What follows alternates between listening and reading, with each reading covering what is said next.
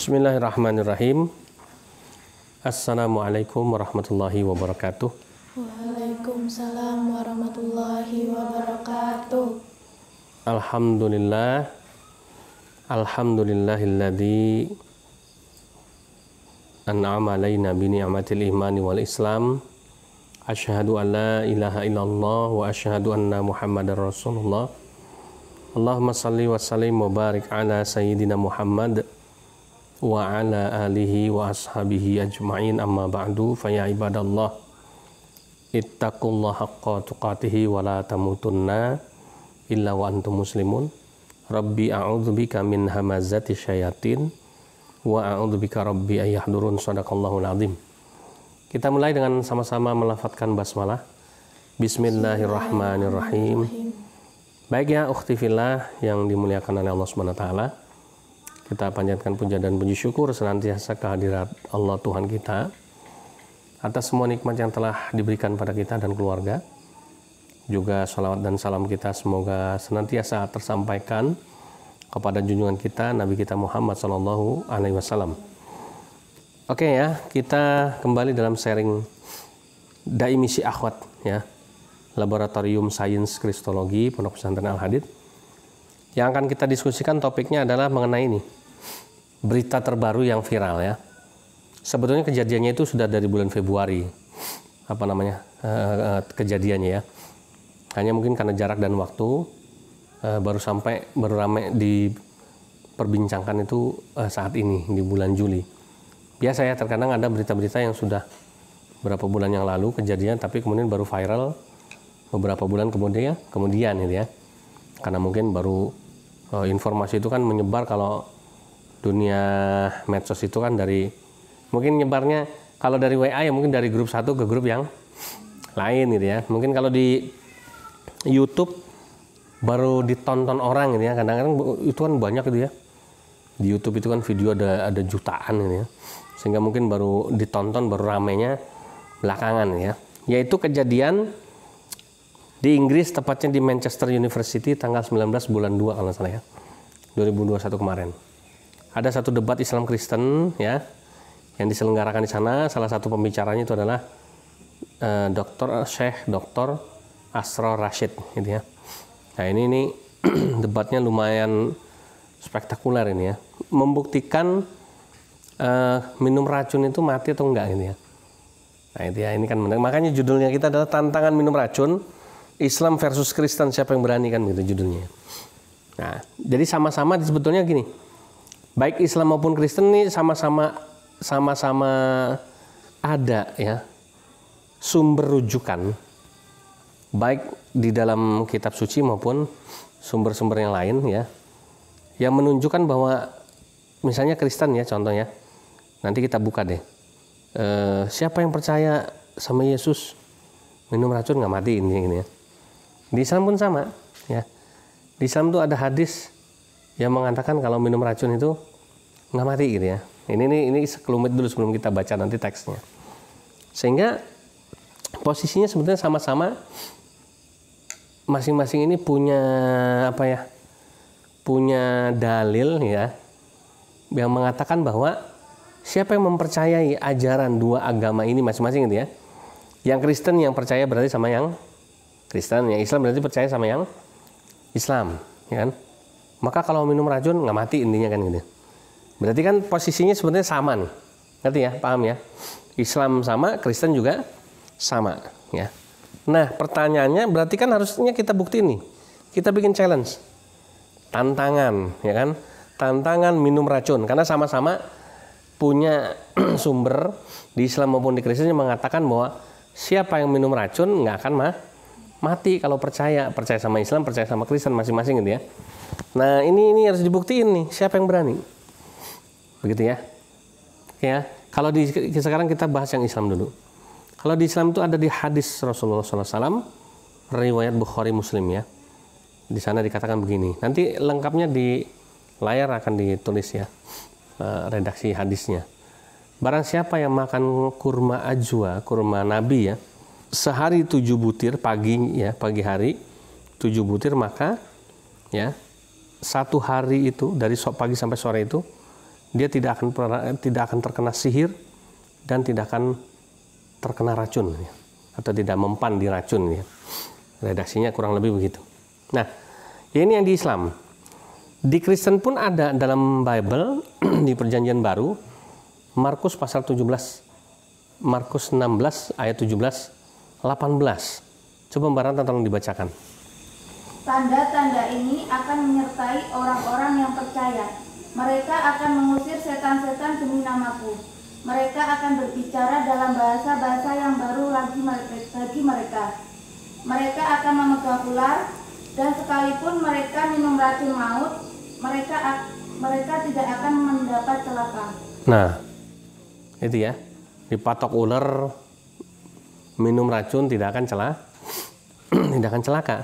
Nah, berarti di Islam ada hadis Nabi ya yang mengatakan yang minum kurma ajwa tidak akan kena sihir, tidak akan mempan di racun, kan begitu. Kemudian di Kristen ada ayat dalam Bible di Perjanjian Baru, kitab Markus pasal 16 ayat 17-18 tadi. Siapa yang percaya, ya kan dia akan bisa nyembuhin orang, ya kan dia akan bisa bahasa roh mungkin kalau sekarang itu. Kemudian dia kalau dipatok ular berbisa, ya kemudian minum racun juga tidak akan celaka. Berarti kan sama nih, sama-sama punya dasar, kan begitu.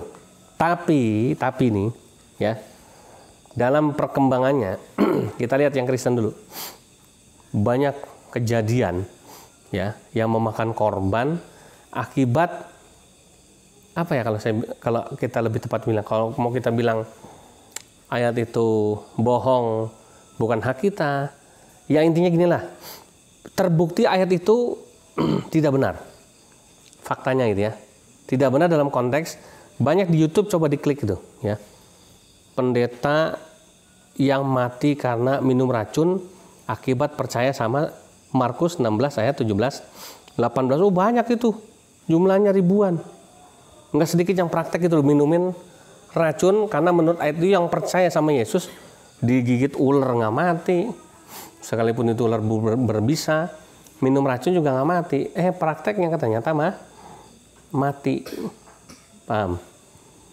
Tapi itu berita itu sudah berita yang old, ya, tidak ada update berita terbaru. Nah, sementara di Islam ini bukan di Al-Quran.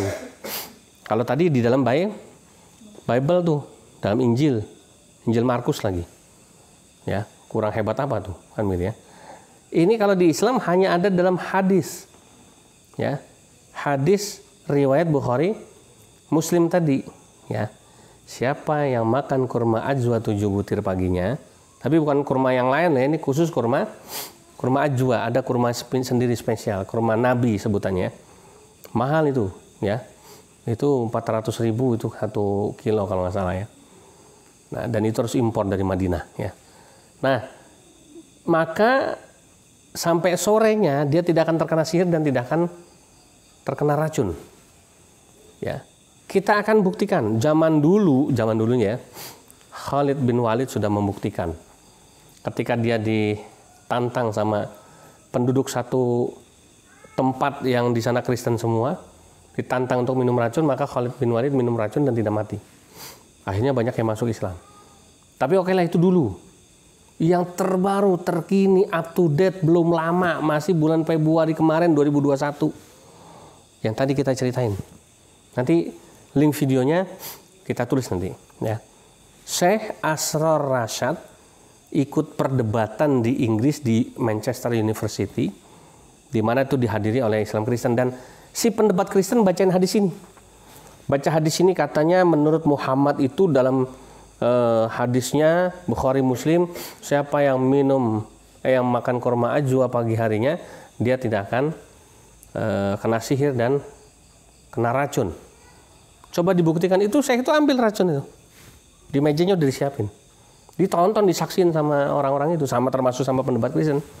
Minum sampai 2 kali minum. Nggak ada apa-apa. Nggak mati, nggak mabok, nggak pingsan, nggak semaput, nggak ada apa-apa. Subhanallah. Berarti Islam berani, tulis dong. Tulis. Ini kan siapa berani? Ya tulis. Ya. Islam. Ya. Ya. Islam, ya. Dan sampingnya kasih tanda strip sama dengan. Bukan cuma berani, terbukti. Ya. Terbukti apa? Bawahnya tulis minum racun tapi selamat. Masya Allah. Itu ya. Jadi ini bikin mata orang terbelalak. Ya, ternyata Islam itu bukan agama kaleng-kaleng. Bukan agama sembarangan ya. Terbukti kebenarannya. Subhanallah. Oke ya. Makasih. Nah, itu ya. Makanya jangan macam-macam sama Islam kan. Jangan main-main ya. Ini bukan agama main-main, ini agama dari langit ya. Yang diturunkan sama Allah. Rasulullah Muhammad SAW itu bukan manusia biasa. Jadi apapun yang dikatakan oleh Rasulullah Muhammad SAW, apalagi itu dalam hadis sahih, maka itu benar. Ya, bukan asal salah. Sebab apa? Apa yang disampaikan Rasulullah SAW itu semua adalah wahyu dari Allah. Allah tuntun, nggak main-main. Ya. Dan itu kurma itu, Abi yakin si Syekh itu mengkonsumsi tiap hari kurma ajwa. Gitu loh. Kalau nggak makan kurma itu, minum racun tiba-tiba ya mati juga ya. Tapi karena dia mengkonsumsi kurma ajwa ya, sebagaimana halnya Abi juga tidak tiap hari karena memang mahal harganya tadi. 1 kilo 400.000 itu kan cuma dapat berapa gulundung itu ya. Warnanya hitam gitu ya. Enak, manis rasanya. Memang beda daripada kurma yang lain ya. Dan itu memang sengaja dikonsumsi para ustadz ya, para ulama. Ya, sebab apa? Sebab ini kecintaan kita kepada Nabi kita Muhammad SAW. Karena kurma itu adalah kurma yang ditanam langsung dulu oleh baginda Nabi kita Muhammad SAW. Dan sampai sekarang Masya Allah masih ada kurma itu. Dan itu diperjualbelikan ya. Dan kita bisa dapatkan dengan mudah. Tadi saya kayaknya dulu saya ingat masih punya nih ya. Saya udah lama nggak mengkonsumsi, tapi saya ingat saya masih punya. Ternyata tadi dicari, mungkin ketelingsut ya, belum ketemu. Ya, baik ya, ukhti fillah rahimakumullah. Itu dulu ya untuk prolog ya dari tema kita. Tantangan minum racun Islam versus Kristen, siapa yang berani? Islam berani, tapi terbukti minum racun selamat. Kristen berani nggak berani? Ya tadi kan banyak di YouTube ya. Tapi terbukti pada mati gitu ya. Ya Allah kasihan, udah lah nggak usah nekat. Jangan nekat mengamalkan Markus 16 ayat 17-18 yang dibaca Mbak Ratna tadi. Ya, wah kalau percaya sama Yesus, ambil ular kobra itu ya, patokin. Kira-kira apa yang terjadi? Hai mati, ya minum racun. Wah enggak, percaya sama Yesus minum racun, mati. Karena banyak yang terbukti begitu. Di YouTube itu banyak ya, bisa ditonton sendiri, gitu ya. Oke, ada yang mau ditanyain silain. Saya Bi. Ya. Nama saya Ilma. Saya ingin bertanya, banyak misionaris perempuan Kristen kalau ditantang diajak debat banyak yang menghindar, apalagi ditantang seperti judul ini. Bagaimana menurut Abi? Oh, itu ya wajar. Dia mikir dia. Ya. Siapa sih yang nekat mau minum racun? Ya, kan mikir 7 kali. Kalau mati bagaimana kan itu? Nah. Tapi kenapa sekelas Syekh Asrar Rasyad itu tak kalau nonton tayangan videonya, itu luar biasa Masya Allah. Abi lihat tidak ada keraguan. Dia main ambil aja racun, main minum. Bahkan dia kasih unjuk ya sama semua penonton di situ dalam ruangan itu, dalam ruangan debat itu dia minum sampai 2 kali dia minum. Gak ada masalah. Sehat, bisa lanjutin debat. Andai kata ada efeknya ya, oleng-oleng gitu misalnya. Masih udah bisa konsen nggak dia ngikutin debat? Ya nggak bisa. Ya. Masya Allah, itulah terbukti kebenaran Islam. Ya, makanya kita sering kalau bikin challenge gitu ya sama orang-orang Kristen ya, mereka nggak berani. Ya. Dulu Ko Agustan itu pernah nantang pendeta Risuli Lubis tuh minum racun. Yang nggak berani juga Risuli Lubis ya. Mikir, begitu ya. Kenapa? Kebenaran satu agama, manakala itu adalah benar, membuat penganutnya yakin yakinnya, tidak ada keraguan di dalamnya. La raiba fi hudal lil muttaqin, kan gitu. Tidak ada keraguan di dalamnya dan petunjuk bagi orang yang bertakwa. Jadi Ya sudah biarin aja. Kalau dia nggak berani ya berarti kan membuktikan bahwa memang Kristen itu agama yang tidak berani. Bahkan Syekh Asar Rashad itu kembali nantang dan baca ayat tadi yang dibaca Mbak Ratna. Di Kristen juga ada, mana kalian berani nggak, silakan minum, berani. Ya, itu ya, Masya Allah. Oke, silakan, ada lagi? Saya Ya. Saya Hikmah, saya ingin menanyakan, jadi ada teman yang konsultasi, ini kasus tentang temannya juga, seorang muslimah. Jadi dia itu seorang muslimah tapi melakukan dosa besar. Jadi dia merasa seolah-olah dosanya itu tidak akan diampuni seperti itu. Nah, tapi di lain waktu dia mendengar ceramah dari seorang pendeta yang katanya ketika mengimani Kristen aja dia tuh udah masuk surga gitu. Jadi dia kayak tertarik murtad gitu, Abi. Jadi gimana itu? Iya, itu namanya korban promosi sales gereja ini ya. Kalau sales gereja promosi kan memang menggiurkan. Yang buta bisa melihat, yang tuli bisa mendengar, yang lumpuh bisa berjalan. Wah, siapa sih yang nggak tertarik gitu ya? Orang berbondong-bondong datang pasti. Cukup modalnya percaya sama Yesus kan ya, maka akan disembuhkan. Percaya sama Yesus akan diselamatkan. Percaya pada Yesus sebagai juru selamat yang mati di atas kayu salib untuk menembus dosa-dosa kita, maka dosamu yang lalu dan yang akan datang sudah diampuni Tuhan. Ya. Kamu akan dijamin masuk surga tanpa perlu amal soleh lagi. Nggak perlu repot-repot, nggak perlu pusing-pusing gitu ya. Enak teorinya. Ya. Tapi apakah benar ajaran itu, doktrin itu? Nah, ini perlu diuji coba. Ya, itu ya. Makanya sekarang kalau di Islam, oke, dosa besar yang tidak diampuni sama Allah, apa sih? Ini kan ketahuan satu korban promosi, yang kedua si muslimah ini ketahuan masih bodoh tentang agamanya, ya kan? Dosa besar yang disebut dalam Islam itu memang banyak.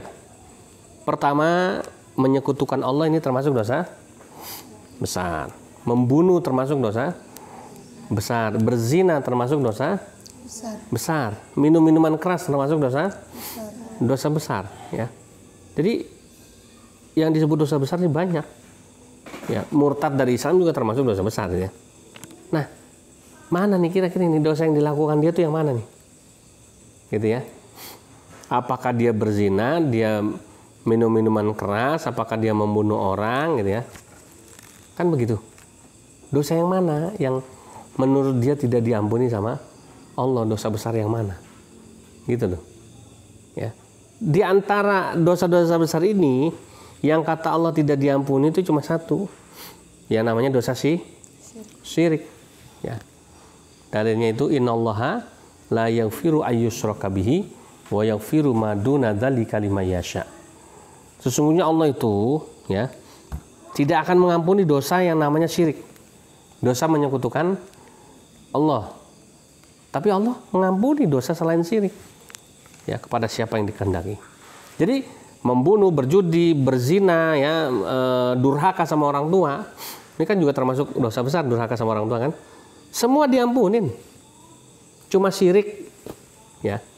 Syirik pun masih bisa diampunin manakala dia taubatan nasuha. Dia kembali sama Allah, dia tinggalkan ya sesembahannya selain Allah, kemudian dia mengikrarkan diri untuk kembali hanya menyembah Allah. Diampuni nggak kira-kira? Diampuni. Yang tidak diampuni tadi dosa syirik itu kalau dia masih terus melakukan kesyirikan itu, tidak meninggalkannya sampai dia mati, kan begitu. Tapi kalau dia sebelum dia mati dia menyadari kesalahannya, kemudian dia minta ampun sama Allah, taubatan nasuha, diampuni nggak kira-kira? Diampuni lah. Contohnya si Zahra. Zahra dulu kafir. Ya, agamanya bukan Islam. Begitu dia jadi Islam diampuni nggak? Diampuni. Ya. Maka sebetulnya betul yang tadi saya melakukan dosa besar tidak diampuni, hanya Kristen yang mengampuni. Ya iya, kalau kamu murtad dari Islam itu dosa besar yang nggak diampuni sama Allah. Ngerti nggak? Ya jelas diampuni di Kristen, kamu nyembahnya Yesus bukan nyembah Allah. Logikanya begitu. Makanya menghadapi kasus-kasus seperti ini kita harus jeli, ya, mengurai satu masalah, menjelaskannya bahwa tidak ada dalam Islam itu dosa yang permanen tidak bisa diampuni sama Allah. Ampunan Allah itu seluas samudra, ya, setinggi langit, sedalam lautan, tidak terukur. Innallaha ghafurur rahim. Kalau kita bertobat, menyatakan diri taubat sama Allah, tidak lagi mengulangi semua perbuatan-perbuatan dosa yang dilakukan, Allah ampunin. Pelacur, ngasih minum anjing kehausan masuk. Pembunuh sudah membunuh 100 orang masih masuk surga. Ya. Jadi itu. Makanya kita harus sering memotivasi, menjelaskan. Jangan sampai salah. Jangan sampai cuma karena korban promosi sales gereja, muslimah kita berguguran murtad dari agama Islam ini. Baik ya. Itu saja ya yang bisa Abi sampaikan. Mudah-mudahan ini menjadi satu penyemangat buat dai misi akhwat Pondok Pesantren Al-Hadid ya. Nah, bagi pemirsa semua sekali lagi yang belum bergabung dalam channel dai misi akhwat Laboratorium Sains Kristologi Pondok Pesantren Al-Hadid, silakan bergabung dengan cara memberikan subscribe, like ya, kemudian share, komen, pencet tombol notifikasi loncengnya.